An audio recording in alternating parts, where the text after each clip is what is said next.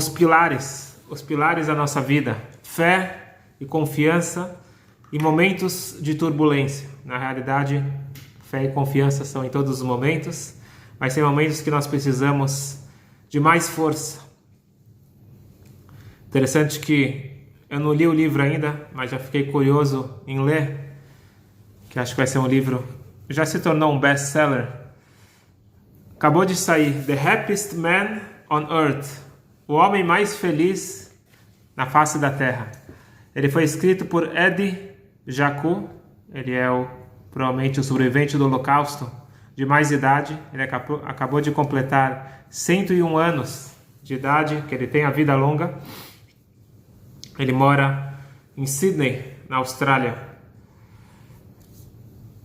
Na realidade tem um grande best-seller, que é o The Night, que é A Noite, escrito pelo Nobel Elie Wiesel. Só que eu acredito que esse livro, não existe mais importante ou menos importante, mas ele é um livro, primeiro, que ele foi escrito 75 anos depois do Holocausto, e, além disso, ele é um pouquinho ou muito mais otimista, sem tirar o mérito de Elie Wiesel, que realmente é uma pessoa incrível e fez de tudo para divulgar as barbaridades do Holocausto nos vários livros que ele escreveu.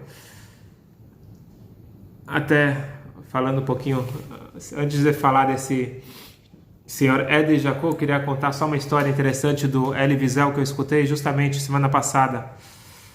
Elie Wiesel, como praticamente todos os sobreviventes, entraram em um certo desespero. E ele tomou a decisão, Elie Wiesel, que ele não vai dar sequência à família, ele não vai casar, não vai ter filhos, ele não quer filhos que vão vir para um mundo tão cruel. Essa foi a decisão dele. E eu acredito que a carta mais longa do Rebbe para alguém, e o Rebbe, em páginas, explica para ele a importância de sim casar, de sim ter filhos, e ele, para o mérito dele, para o crédito dele, ele sim acatou a orientação do Rebbe. Ele casou, teve um filho chamado Elisha, e ele tinha uma relação bastante próxima com o Rebbe. E o Rebbe, ele, em um dado momento, isso daqui é uma coisa rara, o Rebbe estava numa conversa particular com Elie Wiesel, e o Rebbe fala para ele o seguinte: Elie, você pode pedir o que você quiser. Pode pedir. Pergunto para vocês, o que vocês pediriam nesse momento? Pode pedir o que você quiser. O que você vai pedir? Só para vocês entenderem a dor de alguém que passou pelo Holocausto e os efeitos para ele, para as próximas gerações. Ele fala: Rebbe, por favor, me ensine a chorar novamente. Ele tinha bloqueado todas as emoções. Depois de todas as atrocidades que ele viu, não conseguia mais sentir, não conseguia mais chorar. Provavelmente ele vem do Rebbe. Quem já viu vídeos do Rebbe chorando, o Rebbe não tinha vergonha de chorar. Teve uma vez que ele ficou chorando meia hora seguida, quando falava de assuntos que para ele eram bastante emotivos. O Rebbe chorava e não tinha vergonha, não escondia. E provavelmente por isso ele vem do Rebbe, que o Rebbe tinha a facilidade de chorar, apesar de muito sofrimento dele e todo o sofrimento do povo e da humanidade que o Rebbe carregava consigo. Ele falou: Rebbe, me ensina a chorar. O Rebbe olhou para ele com compaixão e falou o seguinte: eu vou te ensinar a chorar, mas não é isso que eu quero te ensinar. Eu quero te ensinar a rir, a festejar e a dançar. E o Rebbe realmente ensinou ele a chorar, a sorrir, a festejar e a dançar. Então esse foi só um pouquinho do Elie Wiesel, o famoso livro dele, Noite, que se tornou um best-seller. Mas voltando para o nosso best-seller, do homem mais feliz da Terra, quer dizer, foi assim que ele se autodenominou, e as pessoas que conhecem ele de perto dizem que realmente é uma pessoa bastante otimista. E sem querer comparar, mas o Elie Wiesel, ele passou pelo Holocausto a partir de 1944, já no final, quando que os nazistas chegaram na Hungria, sem desmerecer tudo que ele passou, mas o Edi Jacu, ele esteve desde 1933, porque ele morava na Alemanha, ele viveu todo o terror desde o princípio. Na época, 1933, ele tinha quase 13 anos, quase bar mitzvah, e ele diz o seguinte: na nossa família, apesar de sermos tradicionais, nossa identidade era, primeira coisa, alemães. Em segundo lugar, alemães. E por último, lá no finalzinho, nós éramos judeus. E ele diz que ele ficou aterrorizado, não entendendo. Ele diz que até hoje ele não entende. Quando um dia ele chegou na escola, no país que ele tinha tanto orgulho, na nação tão intelectual, e ele chega na escola e falam para ele: você é judeu, você não pode mais estudar aqui. Ele falou: como? A minha pátria? Eu sou um alemão. E de repente ele foi expulso por ser judeu. E a partir de então tudo mudou. Eu não vou estragar para vocês, todos estão convidados. Tem um documentário há pouco que fizeram com ele, também tem o livro dele, The Happiest Man on Earth. Eu quero contar para vocês o que aconteceu depois do Holocausto. No livro ele fala muito sobre o Holocausto. Quero contar para vocês o pós-Holocausto. No último dia, quer dizer, no último dia que ele estava nos campos, mas também era o último dia quando que os americanos estavam chegando. Ele estava muito doente, mas muito doente, que ele estava num estado que ele não conseguia mais andar. Ele se jogou no chão, ele aparentemente ficou inconsciente. E ele disse que a próxima vez que ele acordou era uma semana depois, e ele estava no hospital. Os tanques americanos chegaram e tinham salvado ele. E ele está numa cama no hospital, e ele vê que toda hora os médicos se aproximam dele, as enfermeiras. Só que o médico se aproxima, examina, e com uma cara assim, deprimida, sai de perto e não fala nada com ele. Uma vez ele estava lá com os olhos fechados, e uma enfermeira se aproximou para ver se ele estava respirando, se ele estava vivo. E ele segura a enfermeira com um pouco de força que ele tinha. Ele fala: você não vai sair daqui até você me falar o que eu tenho, o que vai acontecer. Não, o doutor vai falar. Não, o doutor não fala coisa nenhuma. E de tanto que ele pressionou, ela falou: ele diz que tem 35% de chance de sobreviver. E naquele momento, o Edi, ele conta, o senhor Edi, ele conta que ele fez uma promessa. Ele fez uma promessa que, se ele conseguir sair dessa, ele, imagina só, ele passou por tantos anos nos campos, passou por tanta coisa, agora ele conseguiu sair, está no hospital. Ele falou, fez uma promessa: se eu sobreviver, eu prometo que eu vou sair dessa terra maldita e nunca mais eu piso na Alemanha. E minha segunda promessa, que eu vou fazer o meu possível para trazer um pouco de cura e esperança para todos aqueles que sofreram no Holocausto. Depois de 1 mês e meio, ele finalmente conseguiu sair vivo e relativamente saudável do hospital. Ele decidiu, já tinha feito a promessa que ele ia sair da Alemanha, e ele decidiu ir para a Bélgica. Ele chegou na fronteira e os guardas falaram para ele: você não pode entrar, você é um alemão. Ele falou: eu sou um judeu. Falou: não, você é um alemão. Falou: eu sou um judeu igual os judeus que vocês, belgos, enviaram para os campos de concentração. Mas eu sobrevivi e eu vou entrar na Bélgica. E não teve jeito de barrar depois de um argumento desse, e eles até acabaram ajudando ele. E ele rapidamente percebeu a triste notícia que toda a sua família tinha sido morta no Holocausto. Ele sem ninguém, sem família, sem nada, mas a grande alegria dele foi que ele encontrou o seu melhor amigo, que ele tinha certeza que ele tinha, porque na marcha da morte ele tinha se separado, ele encontrou ele, reencontrou ele, essa foi a grande alegria, e eles juntos decidiram que eles vão recomeçar a vida. Tinha lá um campo, um centro de refugiados, eles foram lá para o centro de refugiados, e de repente eles viram que tem uma fila enorme, e descobriram que aquela fila era para receber um pouquinho de comida. E esse Ed virou para o amigo dele e falou: a gente não vai viver de tzedakah, de caridade, vamos trabalhar, nós somos jovens, vamos trabalhar. E realmente em pouco tempo eles arrumaram trabalho, o amigo dele virou carpinteiro e ele era um engenheiro mecânico, ele era formado.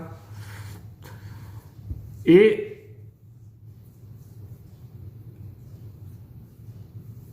depois de uma semana que eles encontraram o trabalho, eles estavam lendo no jornal, eles colocaram no jornal o nome deles, e essa era a prática para ver se você encontrava parentes, e com isso esse Ed acabou encontrando que ele tinha uma irmã que sobreviveu. E agora se juntaram os três, ele, o amigo, a irmã, e alugaram um apartamento, já estavam trabalhando, e eles estavam lendo o jornal, e eles viram no jornal que tinham duas sobreviventes, duas mulheres que tentaram se suicidar. E na última hora elas foram salvas e foram colocadas no hospital psiquiátrico. Eles foram lá, então, ele tinha feito a decisão dele, que ele ia ajudar o que fosse possível. Ele não conhecia as pessoas, mas ele foi ajudar, foi visitar e viu que elas estavam em condições precárias. Falou: elas não têm que estar aqui. E conversou com elas, percebeu que elas não tinham nada de malucas, pelo contrário, eram pessoas sofridas. Pediram permissão lá para a administração, falaram: a gente vai levar elas para nossa casa, nós vamos cuidar delas. Elas estavam muito doentes, levaram para casa, levaram para tratamento, e depois de um tempo, Baruch Hashem, elas se recuperaram, e depois eventualmente elas casaram, tiveram suas famílias. Uma das experiências, eu não vou contar tudo sobre ele, só uma última coisa, que uma das suas experiências bizarras foi que ele estava andando nas ruas na Bélgica, e de repente ele vê uma pessoa bem vestida com um casaco, um sobretudo lindo e familiar. Ele chegou perto, ficou olhando e falou: isso daqui é meu. Falou para o homem: me devolve, esse casaco é meu. Você está maluco? Esse casaco é meu, eles roubaram de mim nos campos de concentração, me devolve. E o cara falou: isso é meu. Resumindo a história, esse Ed chamou a polícia e falou o nome do alfaiate, abriram que realmente era um sobretudo feito sobre encomenda, e devolveram. Foi forçado, a polícia obrigou ele a devolver aquele sobretudo. Só que ainda a vida dele estava em fragmentos. Ele casou, disse que melhorou, mas ainda ele não estava sentindo pleno. Quando ele teve o seu primeiro filho, ele falou: acabou. Vou fazer agora uma decisão que a partir de hoje eu vou ser uma pessoa feliz. Na verdade, ele sempre foi feliz, como todo ser humano por natureza, ele é feliz. Ele decidiu que agora, não é tão simples assim, mas ele decidiu que o casamento e o filho, isso curou os traumas do passado, e a partir de hoje, e não é à toa que chegou até a idade que ele chegou, eu sou uma pessoa feliz. E hoje eu queria perguntar para vocês: como nós conseguimos ter essa felicidade, como nós conseguimos ter esse equilíbrio em momentos difíceis? Nós não passamos por tudo que esse Senhor passou no Holocausto, mas cada um de nós tem os seus momentos difíceis, momentos e épocas. Todos nós estamos vivendo em épocas não tão fáceis. Qual que é a fórmula judaica para conseguir melhorar a nossa alegria, a nossa convicção, a nossa fé, a nossa confiança em Deus? O shiur de hoje vamos dedicar para uma pessoa que faleceu cedo, Rafael Ben Faride, Alava Shalom, de abençoada memória, que está fazendo o Yortzeit, está tendo a data do aniversário de falecimento hoje, que sua Neshama possa ter uma aliá, possa ter uma elevação e trazer brachá para toda a família, todos os amigos e somente boas notícias para todos nós. Uma vez o ex-primeiro-ministro, o Bibi Netanyahu, ele foi entrevistado pela CNN e perguntaram para ele, era uma entrevista longa, mas em dado momento perguntou, você é o líder de um país onde o clima lá é bastante tenso. Você consegue, em algum momento, relaxar? Uma boa pergunta. Todo líder, ele tem muitas responsabilidades, mas alguém que qualquer minuto pode ser atacado, não é tão tranquilo. Como que ele consegue relaxar? A pergunta é boa. E o Netanyahu falou o seguinte, sim, eu tenho um momento que eu relaxo e eu vou te falar quando que é. É no Shabat. Nós temos um presente. O Criador do mundo inventou um dia de descanso. Um dia onde eu estou com a minha família. Eu recomendo a todos. Esse dia, eu estou com a minha família. Nós comemos juntos. Mas depois do almoço, eu sento com meu filho. E nós estudamos durante 1h30 o Tanakh. Durante 1h30 a gente estuda a Torá. E este é o meu segredo que me dá força, que me traz relaxamento. Antigamente, eu que dava aula para o meu filho, agora ele já tem 15 anos, na época da entrevista, e hoje ele que me ensina. Assim que eu relaxo. Temos aqui um segredo de um líder de Estado, alguém que tinha milhões de pessoas sobre sua responsabilidade. Ele sabia relaxar através do Shabat e através do estudo de Torá. Obviamente, o estudo de Torá, ele traz paz interior, ele traz tranquilidade e ele traz força. Mas exatamente o que estudar, aonde está a força? Queria compartilhar com vocês algo que eu participei, tive a chance de estar presente, Deus assim decidiu, no momento de uma grande comemoração nos Estados Unidos. Eu estava presente lá, foi para o casamento do meu irmão, faz 3 anos, 4 anos, 3 anos? 4 anos. E foi em janeiro. Uma grande comemoração para o povo judeu. Tanto é que nas ruas as pessoas estavam dançando. O que aconteceu? Tem uma pessoa chamada Shalom Rubashkin. Shalom Rubashkin, ele era o dono da maior fábrica, da maior empresa de carne kasher dos Estados Unidos. O nome dele, Rubashkin. O império da carne kasher. E lá nos Estados Unidos, o que é considerado um crime gravíssimo é quando você tem funcionários não americanos que ainda não estão registrados, que não estão ainda naturalizados, não receberam o green card. Então tem mexicanos, tem vários tipos de imigrantes que eles acabam trabalhando e nos Estados Unidos é considerado um crime gravíssimo. Então ele tinha uma empresa enorme, também tinha algum desses funcionários, mas o que aconteceu foi que pegaram isso e aproveitaram para incriminar um judeu religioso e se tornou um caso de antissemitismo. A juíza, ela aproveitou isso e fez uma forma bastante cruel, decretando, não me lembro se foi 35, 40 anos de prisão para algo, tudo bem, não era 100% certo o que estava sendo feito, mas não era para ser dessa forma. Então isso se tornou uma comoção judaica que estão perseguindo o povo judeu. Aqui não era uma coisa particular, isso daqui era uma coisa, tanto é que a juíza não queria deixar a liberdade religiosa, isso daqui é de direito do cidadão em todos os países civilizados, e ela não queria deixar que ele usasse tefilim, queria obrigar ele a cortar a barba, um monte de coisa, bastante perseguição. E de todos os cantos do mundo estavam tentando de tudo. Todos os maiores advogados tentaram de tudo, pressão política, e nada adiantava, nada. Até que Donald Trump deu para ele um indulto e foi uma grande festa onde que ninguém mais tinha esperança, porque todos os recursos já tinham sido negados, tinha chegado à Suprema Corte e não tinha jeito. E, graças a Deus, depois de 8 anos, sofreu bastante, depois de 8 anos, ele saiu da prisão, e foi uma grande comemoração para o povo judeu todo. E eu estava lá presente nos Estados Unidos de madrugada, quando foi que veio a notícia, e quando que ele veio, e foi uma grande comemoração. Mas o que eu quero contar para vocês é uma entrevista. Eu estou aqui com a entrevista que eu li, que me inspirou bastante, e acredito que pode inspirar todos vocês, a força, como que ele passou esses 8 anos, e como nós, cada um tem seus momentos de prisão, as suas dificuldades, como que passar, qual que é o segredo judaico para passar momentos de turbulência.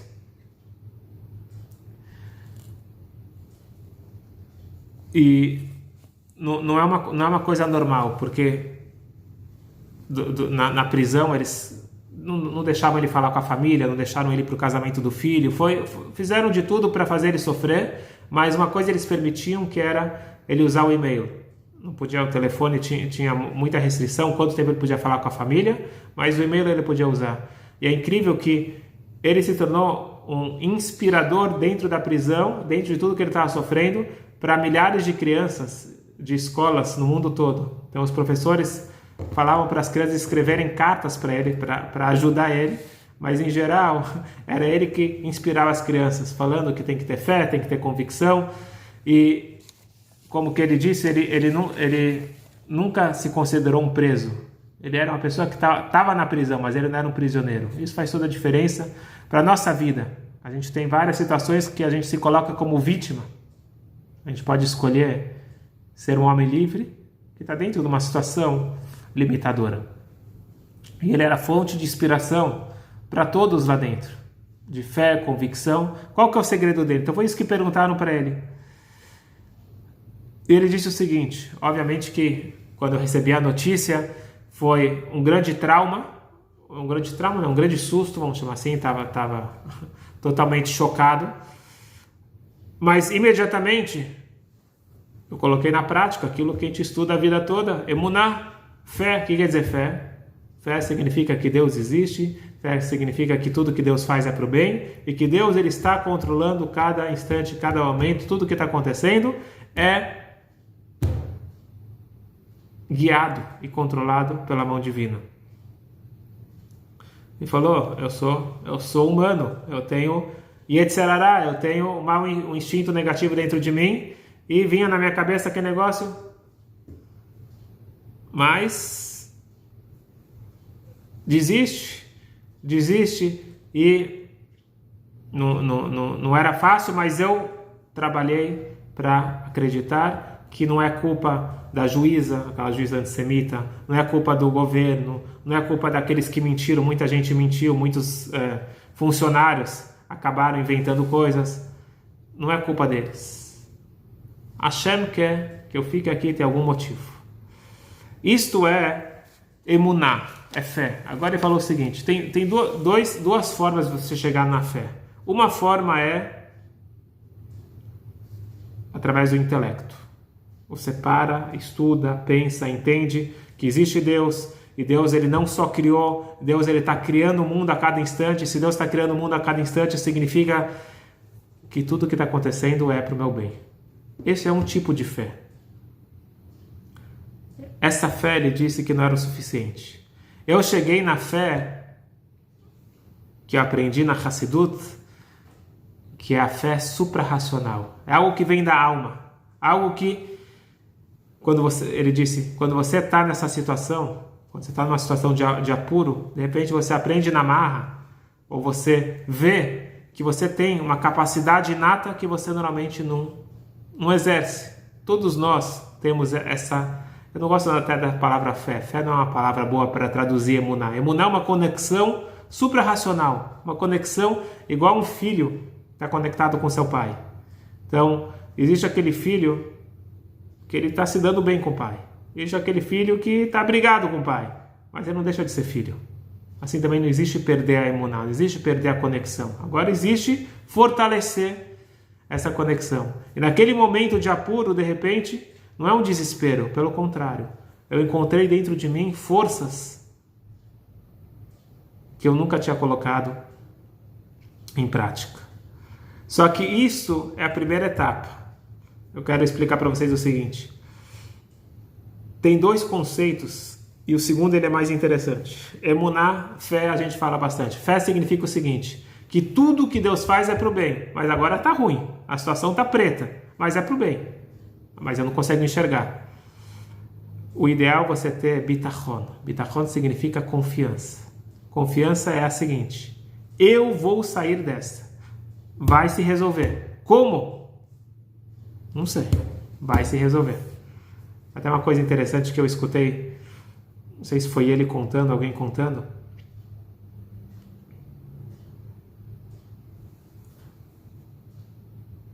Quando foi que ele recebeu essa notícia que o Trump tinha libertado ele, que o Trump tinha dado o indulto?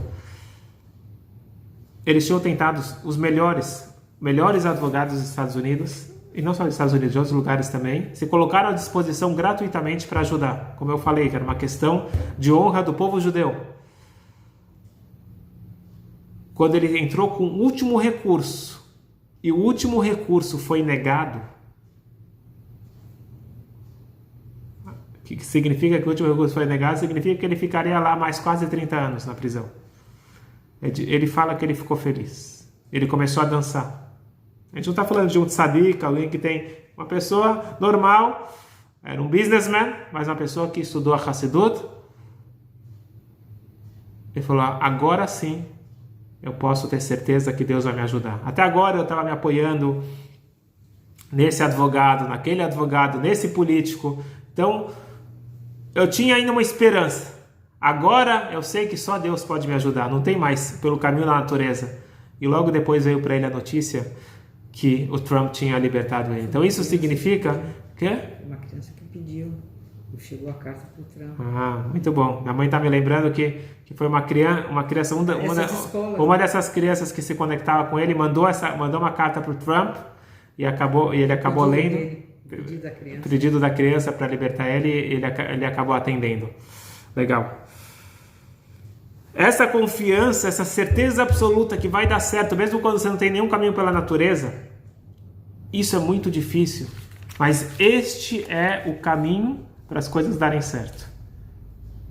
É dito que no mérito da confiança total em Deus, as coisas dão certo. Ter fé significa aceitar, é tudo para o bem. Agora, ter confiança significa eu tenho certeza absoluta que vai dar certo, que eu vou sair daqui. E falando aqui do mérito das mulheres, eu quero falar para vocês o mérito da esposa dele também. A esposa dele estava, não sei, no supermercado, estava em algum lugar de carro, e ela recebeu o telefonema, vem buscar teu marido. Depois de 8 anos. Ela foi direto para lá, não passou em casa, foi direto para lá, buscou ele e foi direto levar ele para a casa dos pais. Os pais, imagina o sofrimento dos pais, embora o parque.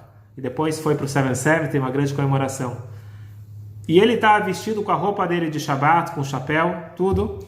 E o interessante é o seguinte, aonde que estava essa roupa dele? Porque ela veio direto, ela estava na rua e foi direto buscar ele. Ela durante todos esses anos, ela estava com a roupa dele de festa, a roupa dele de Shabbat, dentro do carro, porque ela sabia que ela ia buscar ele mais cedo ou mais tarde. Então a confiança não era só dele, a confiança também dela, uma coisa bastante inspiradora. O Ramban, o Nachmanides, fala que emuná, fé, é uma árvore. Bitachon, confiança, são os frutos. Se você tem fé que Deus está controlando o mundo, eventualmente você vai ter fé que tudo vai dar certo. Mas eu pergunto para vocês, não é uma contradição? Se você fala que tudo que Deus faz é para o bem, significa aceita a situação. Tá ruim, tá difícil? Deus tem os seus motivos. Confiança não. Vai acontecer exatamente como eu quero. Vai ser o bem revelado. Aparentemente é uma contradição. E ele diz que ele está vivendo esse conflito. Mas aí ele lembrou um ensinamento que ele tinha escutado há muitos anos do Rebbe, que o Rebbe explicou o seguinte. E depois ele falou, com certeza, quando eu escutei aquilo, o Rebbe estava falando para mim. Ele fala que isso daqui a gente pode aprender para a nossa vida. Como que aplicar isso? A diferença é a seguinte. Existe passado, existe presente e futuro. O que aconteceu no passado, aconteceu. O que aconteceu era para ter acontecido, é para o bem. Eu não entendo, eu não sei, é para o bem. Daqui para frente, vai acontecer o bem revelado. Vai acontecer exatamente aquilo que eu preciso. Isto é a diferença entre emuná e bitachon. Pode ter os dois ao mesmo tempo, porque a fé é para aquilo que aconteceu. Confiança é daqui para frente.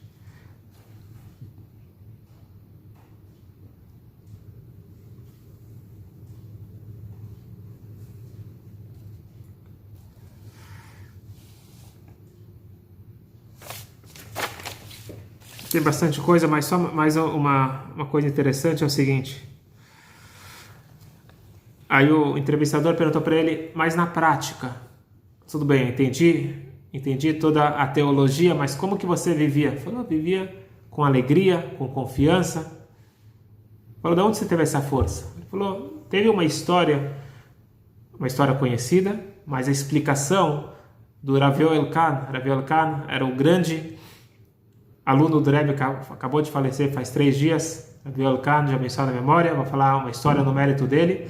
Ele era aquele que decorava todos os ensinamentos do Rebbe. E ele contou uma história que o Rebbe contou, ele recontou essa história, e ele fez uma pergunta e deu uma explicação que foi isso que segurou o Shalom Rubashkin em todos os momentos de apuros e pode ajudar a gente na nossa vida também. Uma história relativamente famosa. O Rebbe anterior, o sogro do Rebbe, quando ele foi preso pelo regime comunista, por ele ser um rebelde, estar praticando o judaísmo dentro da Rússia comunista, eles começaram a torturar o Rebbe, torturaram fisicamente, torturaram emocionalmente, e eles queriam que o Rebbe confessasse, entre aspas, os pecados de dar aula de Torá, de escolas e sinagogas, toda a rede clandestina de judaísmo que o Rebbe anterior montou na Rússia. E ele queria que ele desse nomes de todos os seus discípulos que estavam atuando para prender e matar todos eles.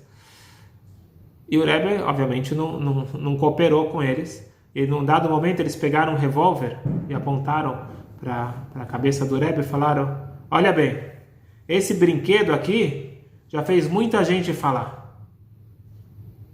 E o Rebbe olhou firmemente nos olhos deles e falou o seguinte, esse brinquedo, ele só assusta quem tem um mundo e quem tem um mundo e 2 deuses.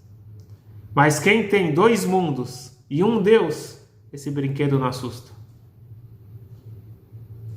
Essa é a história famosa. Perguntou o Rav Yoel Kahn, tudo bem, eu entendi que quem tem 2 mundos, ele não está preocupado, porque a morte não significa o fim. A morte significa uma transição para um mundo melhor.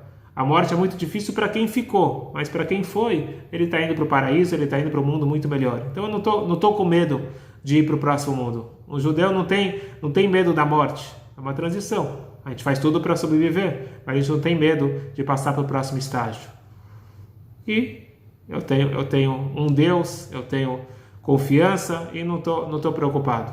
Mas por que ele disse que alguém que tem só um mundo e tem 2 deuses? E se ele tiver 3 deuses, 4 deuses, 20 deuses? Por que ele falou justamente 2 deuses? Então o Rav Yoel Kahn falou uma coisa incrível. Ele disse o seguinte, existe uma visão de mundo que você tem 2 deuses, que não é a visão judaica. Você tem o Deus do bem e você tem a força do mal.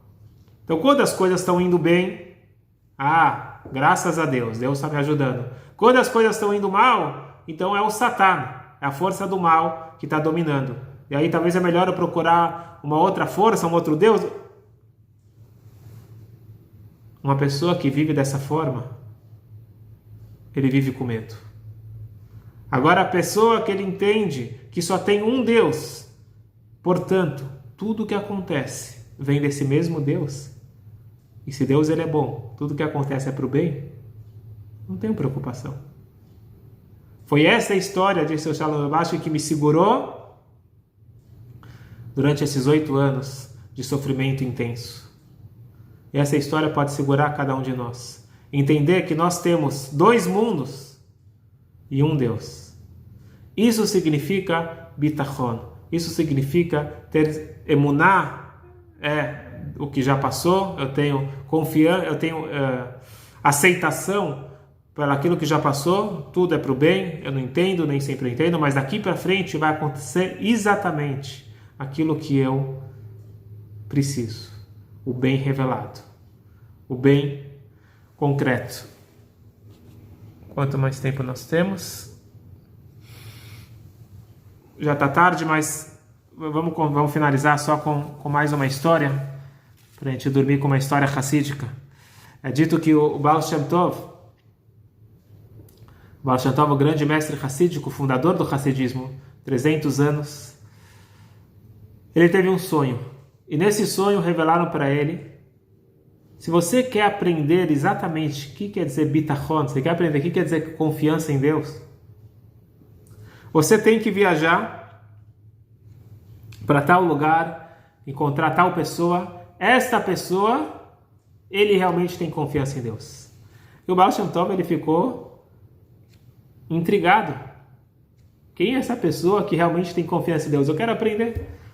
E ele pegou, viajou, tinha a famosa carroça dele, ele viajou com seus alunos, chegou nessa casa e era como era muito comum naquela época, era uma hospedagem que ele pagava, que ele arrendava do senhor feudal. E o Baal Shem Tov começou a conversar com ele, perguntou: como que como é que é o teu trato com o senhor feudal? Você paga por mês? Você paga por ano? Ele falou: não, eu pago por ano. Quanto que você paga? Eu pago 3.000 moedas de ouro por ano. E você paga em qual data? Você paga uma parte antes? Ele falou: não, eu pago sempre no último dia, quando completa um ano, no aniversário que eu entrei aqui, eu pago as 3.000 moedas. Falei: quando vai acontecer isso? Ele falou: daqui a alguns dias.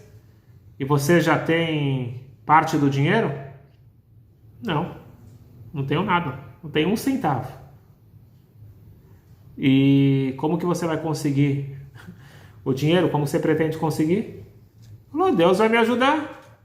Falou: não, tá certo que Deus vai te ajudar, mas você vai pedir um empréstimo para alguém? Não, não tem ninguém vai pedir empréstimo. Tem alguém que está te devendo dinheiro? Não, ninguém está me devendo dinheiro. Você tem alguma coisa para vender? Não. O Baal Shem Tov ficou curioso. Falou: posso ficar aqui alguns dias na tua casa? Com todo prazer. E ele servia o Baal Shem Tov, ele fazia questão de fazer uma bela Achnasat Orchim, receber os hóspedes, ele dava todas as refeições, e ele estava tranquilo. E o Baal Shem Tov, apesar de ser o grande mestre, ele estava curioso para saber como que ia ser o desfecho dessa história. Afinal, quem é esse homem que revelaram para ele dos céus, que é uma pessoa que realmente confia em Deus? Passou alguns dias e de repente batem na porta, é o oficial lá de cobrança, e falou: cadê o dinheiro? E esse Yehudi, ele fala: o que você está gritando? Falta ainda 2 dias. Falou: mas você tem o dinheiro? Calma, falta 2 dias, fica tranquilo, volta no dia certo. E o Baal Shem Tov chegou para ele e falou: e aí, você vai fazer alguma coisa? Falou: eu faço o meu trabalho, não é que eu fico sentado, eu faço o meu trabalho, eu tenho aqui, eu estou fazendo de tudo para receber, para ter parnassá, ter o sustento, eu não estou aqui de bobeira, mas é a situação, estamos em crise. O Covid, não sei o que aconteceu naquela época, alguma coisa aconteceu, ele não tinha cliente suficiente. Pronto. Mas Deus vai ajudar. Falou: faltam 2 dias, você não tem um centavo, como você vai fazer?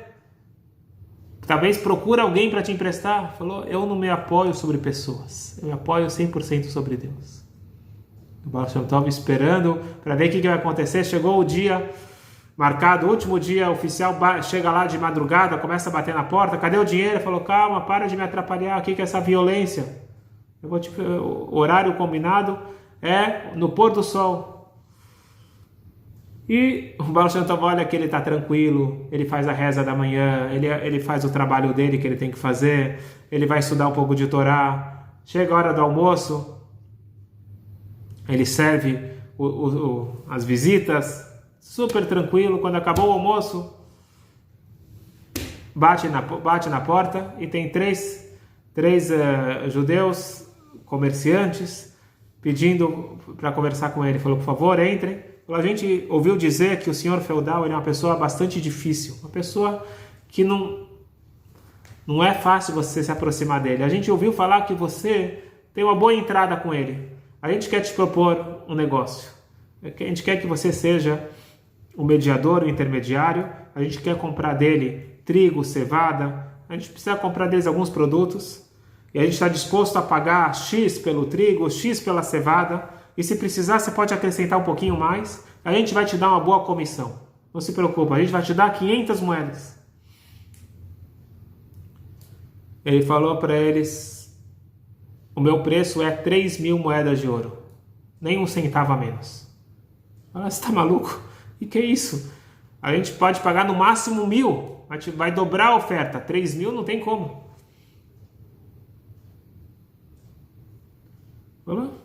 Eu sinto muito. Meu preço é 3.000 moedas. Eles falaram, ok, então a gente vai embora, vai procurar outro lugar mais barato. Falou, ok, sucesso para vocês, boa viagem, que vocês façam bons negócios. E o Baal Shem Tov ficou espantado, falou, pelo menos ele ia ter 1/3 do dinheiro, pelo menos ia ter alguma coisa para começar. E ele negou. Falou, por que você não aceitou? Ele falou, eu preciso de 3.000 moedas, 1.000 moedas não me resolve. Falou, mas Deus vai me ajudar, calma. Isso já era de tarde. Ele falou, vamos então rezar Minchá, reza da tarde. E quando estava o sol se pondo, ele pega e começa a andar.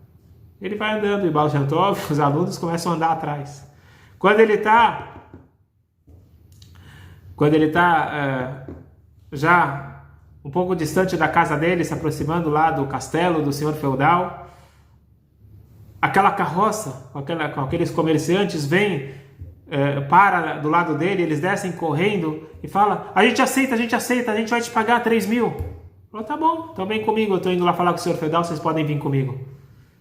Resumindo a história, ele pegou as 3.000 moedas, entregou para o senhor feudal e fez um negócio entre eles e todos saíram felizes. Inclusive o Baal Shem Tov. O Baal Shem Tov falou, agora sim eu entendi o que significa você ter confiança total em Deus. Este homem não era um grande tzadik, um grande erudito, mas era uma pessoa que ele sabia colocar na prática o que significa confiar em Deus. Quando você tem confiança em Deus total, confiança em Deus não significa ficar parado. Quer dizer, você faz o que você pode. Agora, o que está acima do teu controle, você tem certeza que Deus vai resolver da melhor forma possível. No momento que você tem essa confiança total em Hashem, isto é mérito suficiente para que a coisa aconteça. O Baal Shem Tov ele fala uma coisa muito forte. Ele fala que se a pessoa tem confiança total, então significa, por exemplo, você tem confiança que essa pessoa vai ficar boa, então ela não tem como morrer, você tem certeza absoluta. O Baal Shem Tov fala o seguinte, se Deus decidiu diferente, então Deus ele tira a confiança da pessoa, ou espera ele enfraquecer a confiança em algum momento, e aquilo acontece. Mas só para a gente ver como que a confiança em Deus é uma blindagem, é uma força incrível, e é um mérito enorme, e aquilo que traz resultados incríveis. Tem muito o que falar sobre Emuná, sobre Bitachon, mas vamos deixar para outros momentos. É um tema extenso, na verdade é o tema da nossa vida, é a nossa missão. Para isso que nós estamos aqui, para que os desafios eles não nos quebrem, pelo contrário, que nós nos saímos mais fortalecidos, que nós saímos mais maduros, e que a gente pede para Deus que não precise de testes, que não precise de dificuldades, mas que sim a gente possa ter o bem, Tov, Anire, Venigle, Lemata, Maserat Fahim, o bem revelado, que assim seja para todos nós, com muita saúde, muita brachá em todas as